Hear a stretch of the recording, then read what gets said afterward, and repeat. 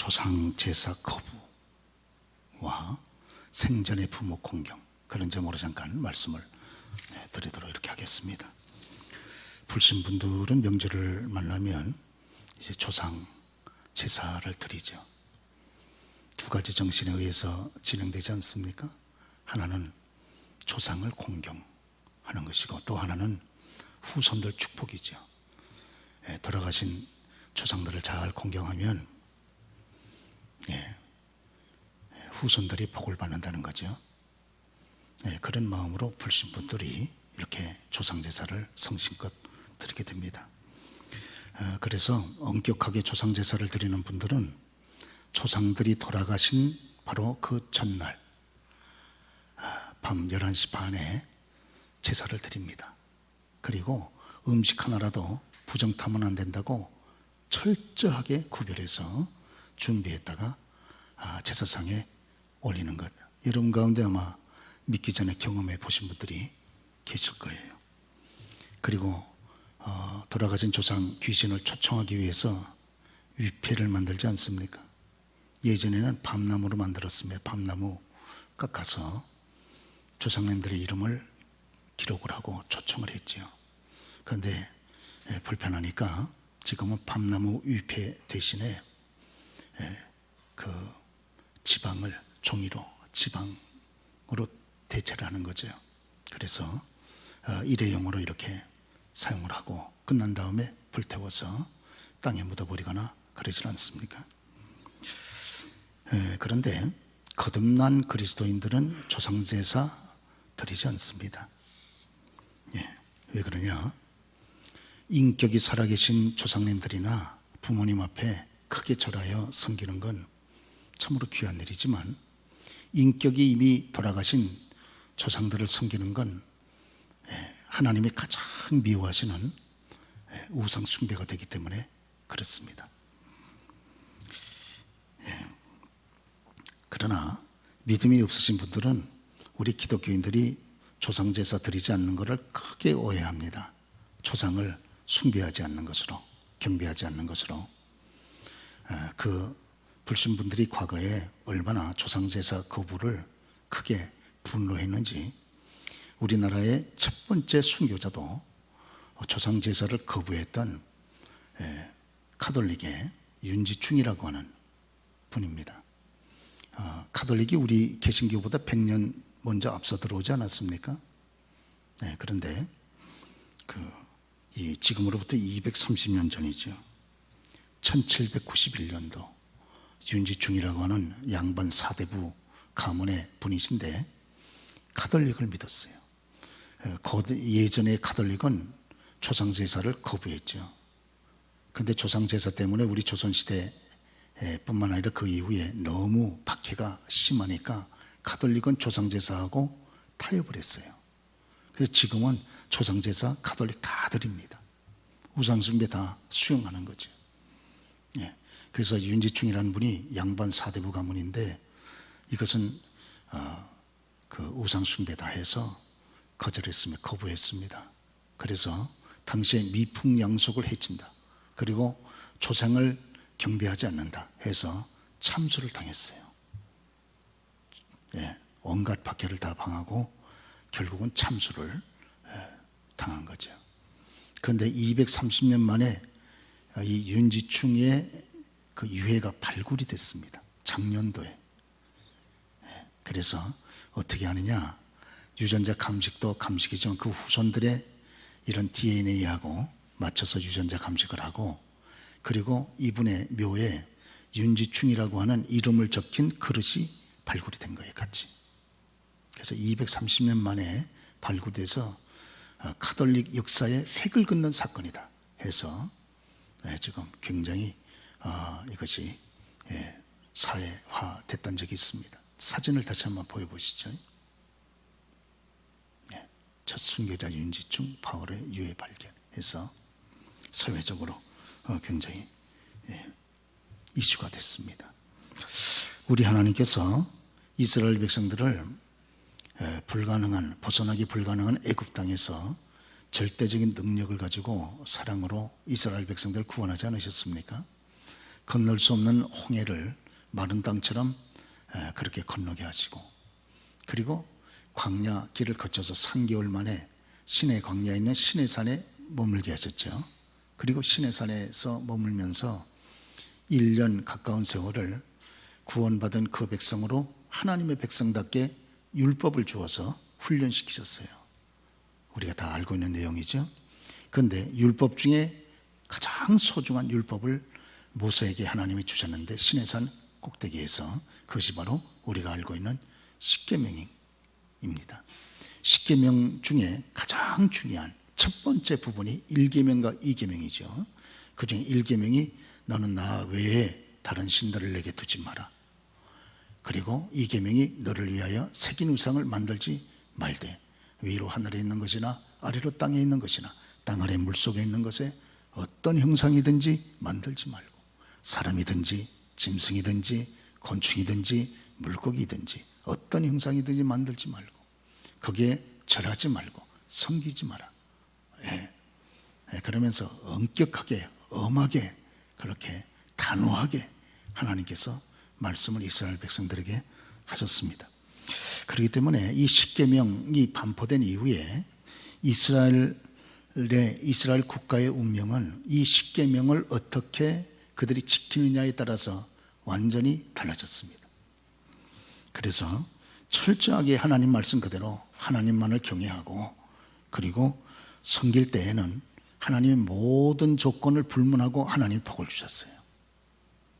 그러나 만약에 하나님 경외를 등진져 버리고 하나님을 떠나서 불신 우상 숭배를 섬기게 되면 우리 하나님은 기왕에 주셨던 축복도 다 걷어가 버리시고, 그리고 그 백성들을 심판과 징계 가운데 몰아서 큰 고난 가운데 빠지게 했던 것을 우리는 성경 역사를 통해 늘 많이 듣고 기억을 하고 있습니다. 우리 하나님께서 십계명을 주시면서 이스라엘 백성들이 반드시 하나님만 철저하게 섬겨야 되는 절대적인 이유를 몇 가지 말씀을 해주셨습니다. 그는 무엇보다도 하나님의 은혜입니다. 크신 은혜. 우리 주님께서 출애굽기 20장 1절에 말씀하기를 하나님이 이 모든 말씀으로 일러 가라사대 나는 너를 애굽 땅 종되었던 집에서 인도해낸 너의 하나님 여호와니라. 애굽 땅 노예 생활하던 그런 인간답지 않은 모든 철저한 고난 가운데 있던 이스라엘 백성들을 능력으로 우리 하나님이 건져 구원해내신 크신 은혜의 하나님이라는 거예요. 그러죠. 하나님은 먼저 감당할 수 없는 불가능의 위치에서 그들을 구원하여 큰 은혜를 베풀고 난 다음에 십계명을 주시면서 하나님만 섬기라고 그렇게 말씀하고 계시는 것이 아닙니까? 그렇기 때문에 이 십계명은 하나님의 사랑의 계명이고, 하나님 경외의 계명이고, 하나님 은혜의 계명이고, 하나님의 축복의 계명입니다. 이것을 지킬 때 하나님을 경외하게 되고, 하나님을 사랑하게 되고, 하나님의 은총을 받게 되고, 하나님의 축복 가운데 생애를 걸어가게 된다, 그 말씀이 되는 거죠. 그렇기 때문에 신명기 6장 4절, 이스라엘 백성들에게 생명과 같은 이 신명기 6장 4절, 들으라. 들으라는 말은 히브리어로 쉐마라 그러죠. 이 쉐마 계명, 이스라엘 백성들이면 남녀노유 빈부귀천을 막론하고 누구든지 이 말씀을 듣고 마음에 절대적으로 새겨서 평생을 다해서 코에 호흡이 끝날 때까지, 심장 소리가 박동이 끝날 때까지 이 땅을 지키면서 해야 되는 절대적인 계명이 바로 신명기 6장 4절. 이 계명 때문에 오늘날에 이스라엘이 있었고, 오늘날에 이스라엘의 번영과 축복이 여러분 나타나게 되어졌다 하는 겁니다. 한번 같이 읽어보실까요? 이스라엘아 들으라. 우리 하나님 여호와는 오직 하나인 여호와시니 너는 마음을 다하고 성품을 다하고 힘을 다하여 내 하나님 여호와를 사랑하라. 이 쉐마 계명, 절대적인 이 이스라엘 백성들에게는 생명과 같은 이 계명, 어떻게 이스라엘 백성들에게만 생명과 같겠습니까? 하나님을 경외하는 저와 여러분들에게도 생명과 같은 계명이 되지 않겠습니까? 우리 주님께서도 동일한 말씀을 마태복음 22장 37절에서 하셨죠. 예수께서 가라사대 내 마음을 다하고 목숨을 다하고 뜻을 다하여 주 너의 하나님을 사랑하라는 거예요. 하늘과 땅에 유일하게 목숨을 다하고 목숨을 바칠 곳은 하나님을 사랑하는 일밖에는 없다는 거예요. 그 이외에는 목숨을 다해서 바칠 만큼 가치 있는 일이 없다는 거예요. 하늘과 땅에 유일하게 목숨을 바칠 일은 하나님을, 주 너의 하나님을 사랑하라. 하나님을 사랑하는 일에 목숨을 바치라는 거예요. 여러분, 목숨 걸고 하는 일은요 못할 게 없습니다. 목숨을 안 걸으니까 문제가 되는 거지. 목숨 걸고 하는 일 치고 못할 일이 뭐 있습니까? 이래서 못합니다, 저래서 아니에요. 그만큼 목숨 걸 만한 가치가 없다고 생각하니까 핑계거리가 많아지는 거죠. 네. 오늘 기독교인들은 조상제사를 거부합니다. 특별히 신앙적인 입장에서 보면 몇 가지 이유가 있습니다. 사도 바울께서 성령의 감동 가운데 하나님이 없는, 하나님을 경외하지 않는 이방인들의 불신 제사에 대해서 몇 가지 말씀하지 않았습니까? 특별히 고린도서 10장 20절의 말씀 보면 대저 이방인의 제사는 귀신에게 하는 것이요, 안 믿는 불신분들의 제사는, 조상제사는 귀신한테 하는 것이라는 거예요. 그 바로 앞에 귀신이 와 있는 거예요. 끔찍한 일이죠. 끔찍한 일. 그 앞에 그것도 모르고 조상이 오신 줄 알고 그 앞에 정성을 다해 제사를 드리는 겁니다. 그러면 앞에서 절을 받는 귀신이 얼마나 깔깔대고 웃겠습니까? 저렇게 절을 받는 대상이 누구인지도 모르고 저렇게 절을 하고 섬기고 있다고. 이미 사람의 생명이 끝나면 그 영혼은 영원한 내세에 들어가서 예수 안에 죄를 씻고 예수 안에 있으면 천국, 예수 밖에 있으면 지옥인 건데 어떻게 이 땅 위에 여러분 지구상에 떠돌아다니다가 제삿날만 찾아와 가지고 경배를 받겠냐, 그 말인 거죠. 그리고 하나님께 제사하는 것이 아니니, 저와 여러분 하나님께만 제사해야 되는데 하나님께 제사하는 것이 아니니 나는 너희가 귀신과 교제하는 자 되기를 원치 아니하노라. 조상 제사를 드리면 귀신하고 교제합니다. 그래서 망하는 거예요. 우리가 요한복음 10장 10절에 보면 귀신을 가르쳐 도적이라 그러지 않습니까? 도적이 오는 것은 도적질하고 죽이고 멸망시키려는 것뿐이요, 도적이 오는, 귀신이 오는 목적은 딱 하나라는 거예요. 것뿐이요 그랬으니까 도적질하고 싹 도적질해 가버립니다. 그러죠. 싹 걷어가 버려요. 그리고 죽이고. 그래서 귀신은 살인자입니다. 멸망시키려는 것뿐이에요. 그래서 귀신은 파괴자입니다. 이렇게 조상제사를요 드리고 난 다음에 귀신이 그 가정에, 그 심령 속에 개입하여 지배하게 되니까 가정이 막 엉망진창이 되는 거예요. 그러시죠? 네, 이거 정말 조심하셔야 됩니다.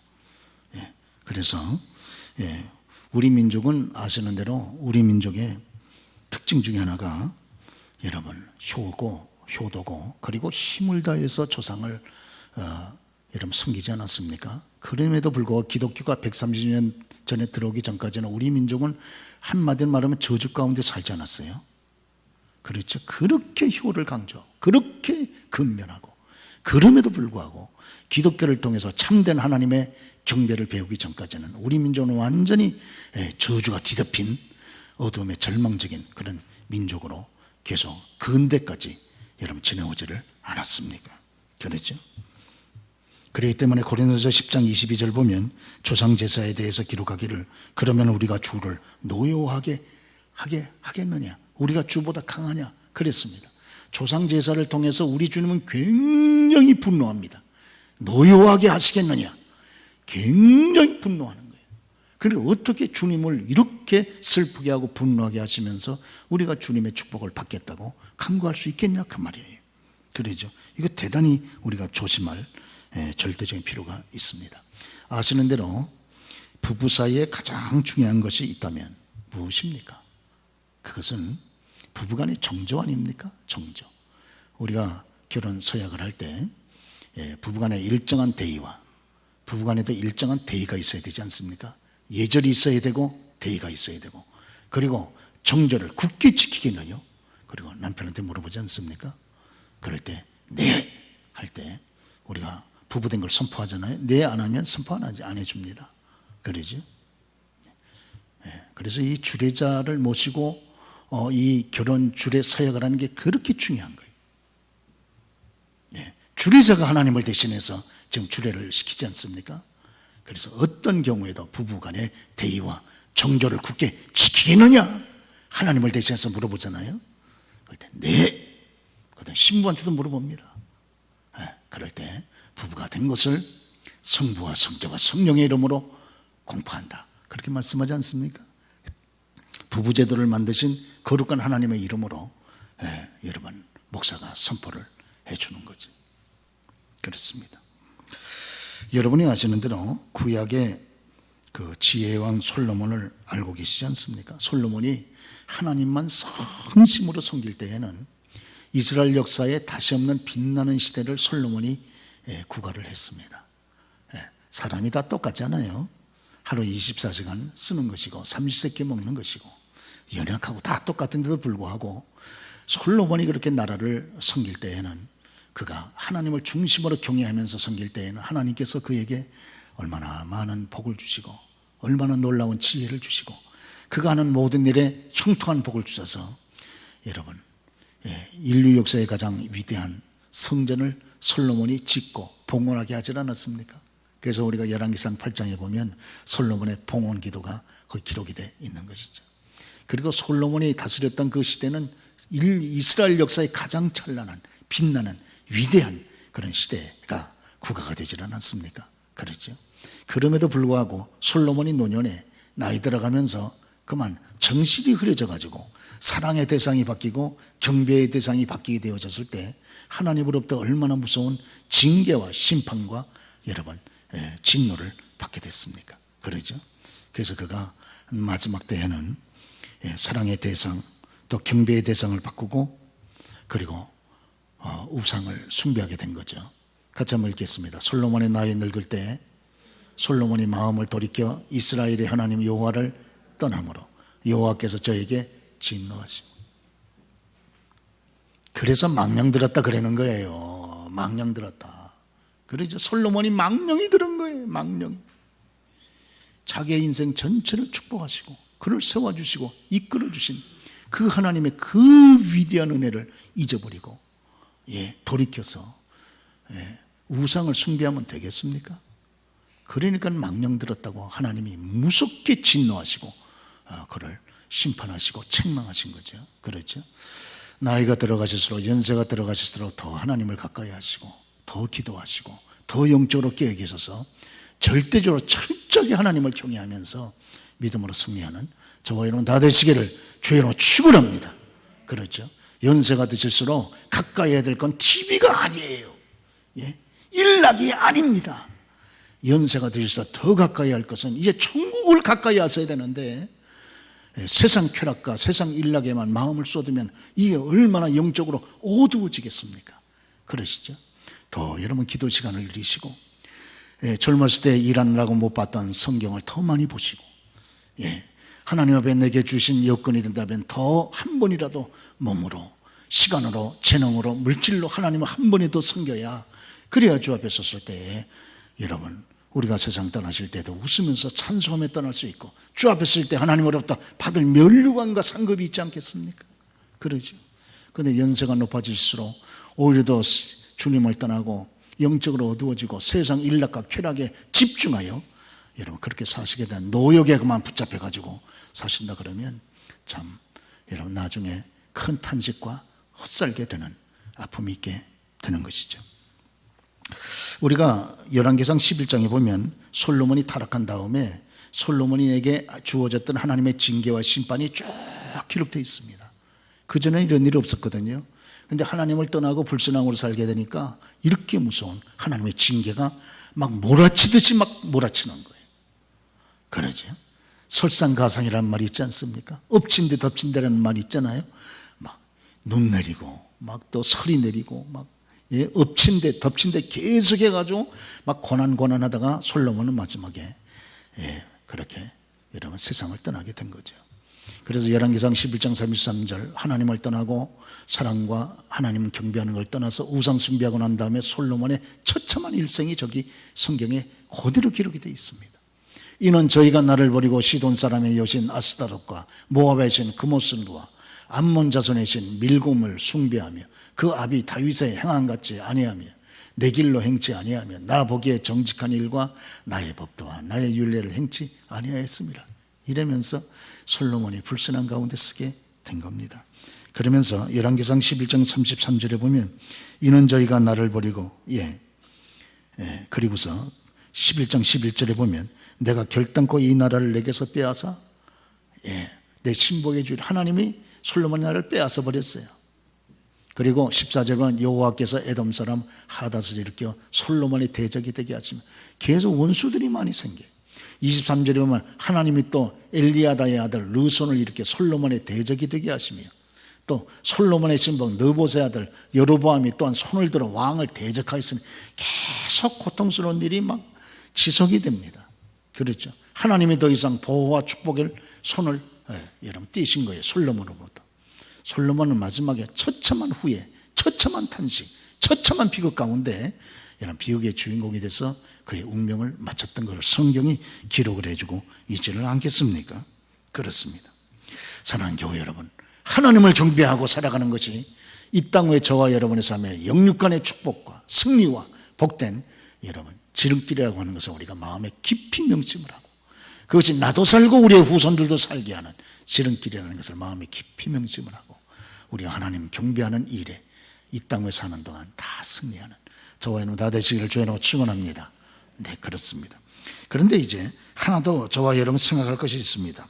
신자들이 하나님을 섬기고 난 다음에 우리가 조상제사 거부합니다. 그러죠? 예. 그리고 믿음을 지킵니다. 그런데 문제는 조상제사를 거부하는 것까지는 좋은데 귀한 일이죠. 그런데 살아있는 부모 공경하는 것까지 거부하면 이제 이건 문제가 심각해집니다. 저와 여러분들 하나님을 섬기기 때문에 우상 조상제사 드리잖아요. 그렇죠? 네. 그런데 살아계신 부모님조차도 공경하지 않으면 불신자들한테 욕을 바가지로 얻어먹습니다. 네. 조상제사는 우상숭배라 그래서 드리지 않고 또 살아있는 부모는 살아있는 부모라고 그래서 공경하지 않으면 도대체 뭐냐는 거예요. 당신들은. 우리는 살아있어 부모를 공경하지 못했으면 돌아가신 조상들이라도 극진히 공경한다는 거예요. 불신분들은. 그렇죠? 그런데 신자들은 조상제사는 우상숭배라 그래서 극구 반대 거절하고 그렇다면 살아있는 부모님이 살아있을 때만이라도 제대로 공경해야 되지 않겠는가? 그들이 크게 바로 반문합니다. 바로. 그러시죠?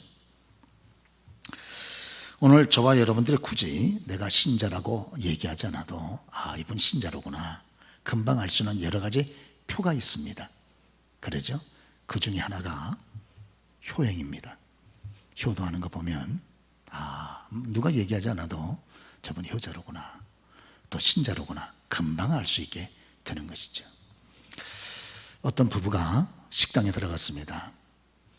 근데 그들보다 먼저 앞에 왔던 부부가 식사를 다 마치고 나가는 거예요. 그래서 뒤에 들어온 부부 중에 그 남편이 아내한테 얘기합니다. 여보, 저 사람들 부부 아니야.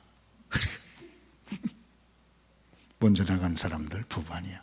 부인이 깜짝 놀라서 당신 그거 어떻게 알아? 서로 값을 먼저 내리려고 그러잖아. 돈을. 왜? 돈을 먼저 내면 안 돼? 남편이 하는 얘기입니다. 진짜 부부는 서로 안 내리려고 그래.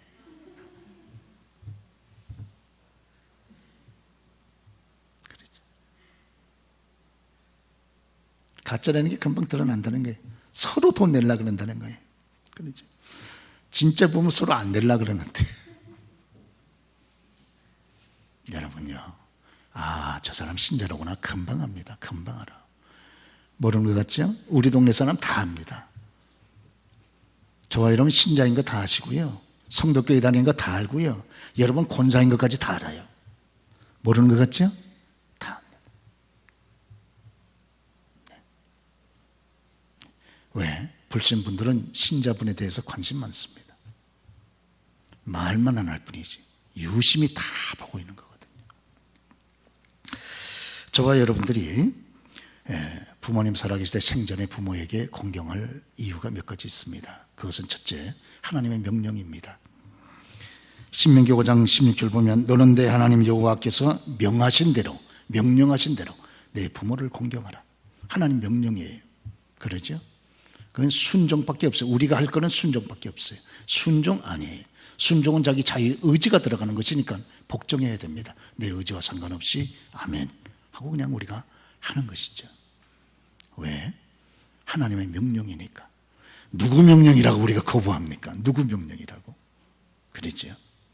예. 목사가 절실하게 여러분들한테 말씀드리면, 아니 명령이 아니라도 권면만 해드려도 여러분께서 마음으로 받고 어떡한지 같이 협력하고 순종하려고 애쓰지 않겠습니까? 하물며 살아계신 하나님께서 저와 여러분의 구원을 위해 자기의 독생자까지 아끼지 않고 희생하신 그 사랑의 위대한 축복의 은혜의 하나님께서 저와 여러분들에게 명령하신 건데, 그 명령을 누구 말씀이라고 우리가 가볍게 여기고 뒤로 던져버리고 불순종하겠습니까? 하나님 명령하셨으니 순종하면 그 복이 얼마나 크겠습니까? 그러죠? 그렇습니다. 뿐만 아니라 부모의 사랑 때문에 우리가 공경하는 거죠. 성경에 보면 이 부모를 공경하라는 말이 구약에서는 카바드라는 말로 되어 있고, 그 다음에 신약에서는 티마우라는 말로 되어 있습니다. 구약에 나와 있는 카바드라는 말은 무겁게 여기다, 무겁게, 가볍게 여기지 않고 무겁게 여기는 거죠. 또 신약의 티마우라는 말은 명예롭게 여기다, 가치 있게 여기다, 그런 말입니다. 부모를 어떻게 섬겨야 되는데, 우선 마음으로부터 그렇게 섬기는 거잖아요. 부모를 무겁게 여기는 거죠. 가볍게 여겨서 가치 없이 여기지 않고 무겁게 여기고 명예롭게 여기고 존귀하게 여기는 것 아니겠어요? 그게 효도의 출발점이라고 성경은 우리에게 말씀해 주고 있는 거죠. 특별히 십계명에 나오는 제5계명 내 부모를 공경할 때, 이 공경은 특별히 부모님이 젊었을 때 부모님을 얘기하지 않고 연세가 높아진 부모를 주 대상으로 합니다. 왜? 젊었을 때 부모님은 그렇게 안 보이죠. 힘 있어 보이는데 연세가 높아진 부모님은 가벼워 보이고 천하게 보이지 않습니까? 함부로 대하는 거죠. 그렇죠. 그렇게 하지 말라는 거예요. 부모님을 무겁게 여기고 명예롭고 가치 있게 여기라. 그게 주님께서 하시는 저와 여러분에게 명령이다 하는 것입니다. 마음으로부터도 그렇게 하라, 그 말이 아니겠습니까? 뿐만 아니라 부모의 사랑 때문에 우리가 부모님을 공경하게 되는 것이죠. 예전에는 요사이도 그렇습니다만 어느 도시든지 5일장이 다 있지 않습니까? 어느 가정에 가난하게 사는 모자가 이렇게 시골에서, 지방에서 살고 있었습니다. 그런데 이 아들 하나가, 젊은 아들이 어머니, 일찍 홀로 되신 어머니 한 분을 모시고 있는 거예요. 그래서 이제 5일장이 되면 그동안에 모아놓았던, 아들이 별로 기술은 없으니까 산에 가서 나무를 많이 이렇게 준비해가지고 나무를 한 짐 지고 그리고선 장으로 가는 거예요. 그래서 장에 가서 그 나무를 다 팔면 이제 어머니께서 좋아하시는 반찬도 사고 선물도 사고 이러면서 돌아오게 되는 겁니다. 그날도 아들이 일찍 5일장이 돼서 어머니 저 다녀오겠습니다 하고 갔는데 벌써 날이 어둑어둑한데 아들이 돌아오질 않는 거예요. 그래서 이 어머니가 동네 밖에까지 나와가지고 우리 아들 왜 이렇게 빨리 안 오는 거야 하마나 저쪽에 멀리를 바라봅니다. 그런데 동네 분들이 한 분, 두 분 오는데 아들의 모습만 보이지 않는 거예요. 그러니까 마음이 너무 불타니까 이 엄마가 돌아오는 아들 빨리 보고 싶어가지고 나무 위에 올라갔습니다. 어른이. 왜? 그러면 저 멀리에서 오는 아들을 좀 더 분명히 볼 수 있을 것 같아가지고, 그래서 멀리 나무 위에 올라가서 멀리 보는 이 어머니의 모습, 이걸 가르쳐서 한문에 어버이 친자로 썼습니다. 어버이 친. 그래서 어버이 친자를 말할 때 여기 보면 설립자, 맨 이쪽에 설립자죠. 선다. 그 다음에 옆에 있는 게 나무 목자죠. 그 다음에 옆에 있는 게 볼견자죠. 나무 위에 서서 본다. 그게 바로 어버이라는 거예요. 어버이 친자. 그러죠. 왜 우리가 부모를 공경해야 되느냐? 사랑 때문에. 그렇다 그겁니다. 그리고 우리가 저와 여러분이 성경에 말씀할 때 왜 부모를 공경해야 되느냐? 거기에 대해서 축복된 삶 때문에 공경해야 된다, 그렇게 말씀합니다. 에베소 6장 2절을 보면 내 아버지와 어머니를 공경하라. 그리하면 이것은 약속 있는 첫 계명이니 이는 내가 땅에서 잘 되고 장수하리라. 부모가 다 자녀들 잘 되기를 바라지 않습니까? 공부하는 일도 잘 되고, 사업하면 사업도 잘 되고, 결혼하면 부부 생활도 잘 되고, 다 잘 되기를 바라잖아요. 병들지 않고 오랫동안 영육이 건강하기를 바라지 않습니까? 그 지름길이 있다면 지름길. 그래서 그것이 바로 부모를 공경하는 것이다. 내 부모를 공경하라. 그러면 내가 이 땅에서 잘 되고 장수하리라. 그렇게 말씀하지 않습니까? 그렇습니다. 여러분과 제가 성경에 보면 이 효송이 축복하고 직결된 구절들을 많이 볼 수 있습니다. 이스라엘 역사의 첫 번째 임금이었던 사울도 그 아버지의 말씀 앞에 중심으로 순종하여 나아갔다가 이스라엘 첫 번째 임금이 되는 축복을 얻었어요. 여러분, 룻기의 룻 잘 아시지 않습니까? 홀로 된 시어머니 버리지 않고 마지막까지 그 시어머니를 섬기기 위해서 고향 땅 버리고 유대로 귀화하여 여러분 나아왔다가 베들레헴의 그런 유지였던 보아스와 결혼하고, 그리고 이 다윗의 할머니가 되고 결국 그리스도 예수의 혈통의 조상이 된 것을 여러분이 아시지 않습니까? 요셉은 뭐 말할 것도 없는 그 아버지 야곱의 말에 순종하여 형님들을 보기 위해서 세겜 땅에 갔다가 미움을 받아서 애굽에 팔렸지만 이스라엘 역사의 가장 위대한 그런 성공한 족장이 되질 않았습니까? 그렇습니다. 여러분들께서 1995년도 6월 29일 날 완공되지 5년 만에 무너졌던 그 서울 서초동의 삼풍백화점 사건 여러분 잘 아시죠? 이때 죽은 사람이 502분이 죽었고 실종된 사람이 30명이고 부상당한 사람이 907명, 1000명에 가깝고, 그리고 피해액만 2,800억이고, 그리고 이때 구조를 위해 동원된 사람이 6만 8천 명으로 통계가 나와 있어요. 6만 8천 명이 구조를 위해서 동원이 됐다는 거예요. 그건 세계 역사의 세계 유수의 아주 터픽감이죠. 터픽감. 지은 지 건축된 지 5년밖에 안 되는 최고급, 한국에서 가장 잘 사는 동네가 서초동 아닙니까? 서초동 최고의 동네, 최고의 백화점이 불과 5년 만에 폭삭 무너져가지고 이렇게 엄청난 인원들이 설상을 당했다 그러면 누가 믿겠습니까? 누가? 그러죠. 전부 다 그 내용은 여러분들이 많이 알고 계시기 때문에 전부 부정, 불법, 부패, 그저 아주 그냥 혼합된 것이 이게 삼풍백화점 아닙니까? 결국은 신문대로 거두고 하는 것이죠.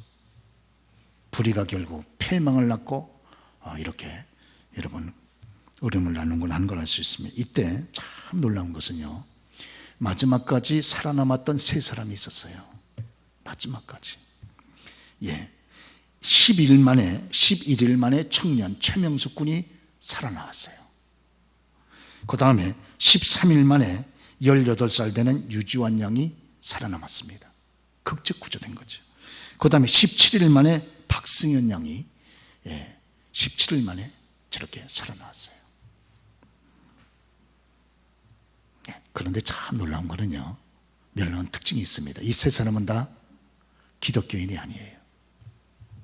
둘째, 이 세 사람은요 다 효자들이에요.